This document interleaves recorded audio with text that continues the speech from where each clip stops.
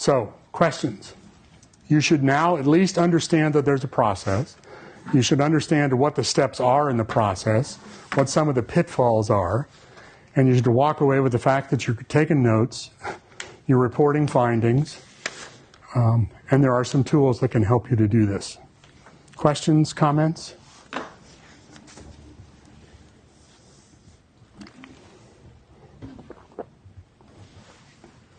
Okay. Thank you very much. If you would like to see the appliance, I have the appliance up here. You can run it on your own. It's free to download. It's a VMware-based entity. It is written for Fedora. It is written using Fedora, but most of the people who are going to use it are Windows savvy. And so I've taken advantage of some tools out there that make it look like Windows. It uses the GNOME window manager under Fedora, and you can put in themes. It has a Windows 7 theme. The reason I did that is that the person who walks up to it from law enforcement, who is not a geek, goes up and says, oh, it looks like Windows. I can deal with this. Then as they mouse around, they say, oh, you know, it's really not Windows. But that's okay. It looks like Windows. I'm cool. Whereas if it looked like Fedora, they'd go, I don't know how to deal with this, and walk away. That's unfortunate, but that's the reality. Okay? Questions? Do you have the latest volatility up on the newest version now? I think I have it at 1.32. I guess there's some 1.4s that are experimentals.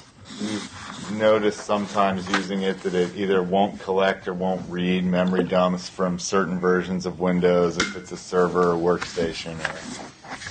I mean, let's think about this. What you're actually doing is somebody sat down and wrote those scripts. Yep. They had to figure out how the data structures in Windows memory were arranged and manipulated without having the source code for Windows to be able to say, oh, I see what they're doing. When you do this system call, it updates this memory data structure to reflect it this way. So they had to reverse engineer it from the data. Well, that's not a perfect science. So they kind of did probably a pretty doggone good job, but not a perfect job, because I don't think you can do perfection. Plus, as has been said, it's volatile data. How much memory do you have on your computer system?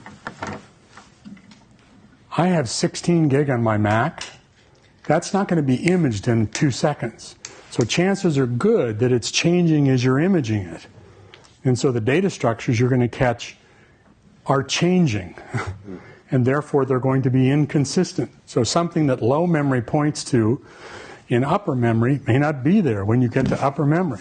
You can't do this predictably. And so you look at volatility and you think, gee, a process ID of 49,372,862, I don't think Microsoft did that. So it's hard to do. Yeah. It's a hard problem to solve. They've done a really good job. It's helpful, but it's not perfect. Yeah, I had a newer version at some point than I think what I originally got, and it was able to read some of those a little more cleanly. But like you said, it's still not it's hard to get it to a perfect state. It's very and then, hard. Windows comes out with SP1 for Windows 7. It ain't just all user interface. They go through and change some of those kernel tables, and the volatility that worked yesterday on plain old Windows 7 doesn't work on SP1. Kind of. It works most of the time, but it kind of doesn't always work. But essentially what you're doing is you want to look at that suspect machine in real time. Give me the task manager, give me all the programs that are running, capture memory, and then look at it on your analysis platform and say, wait a minute, what's this program? Oh, there's a rootkit here. That's a good thing to know, because that means that somebody's broken in. Checksums, you can figure out what they used to break in, what they broke in with, what rootkit they installed. You can determine some more things about what's going on. In your findings, I did this, and I did this, and I found this difference, which means that this technique was used or this tool was installed. I think this is a hard job, and it's getting harder. When you think of all the places that data can appear, what do you capture? What do you not capture?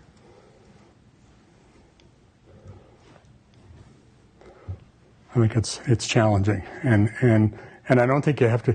And there was a one point in time we were working with one law enforcement, and they were looking for, it was a Secret Service.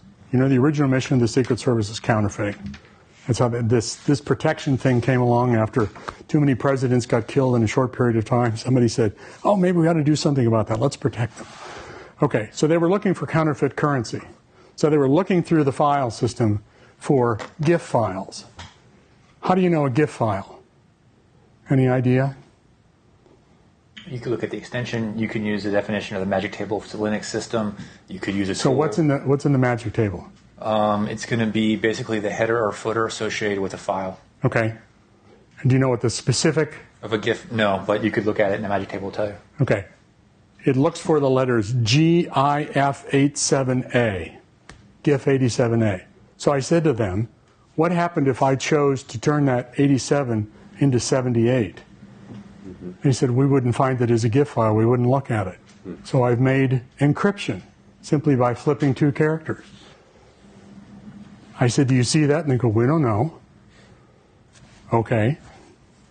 So you can defeat these things real easily, and you have to do other things. So that's maybe GIF 87, GIF 78. Let's call that fuzzy matching. It's close.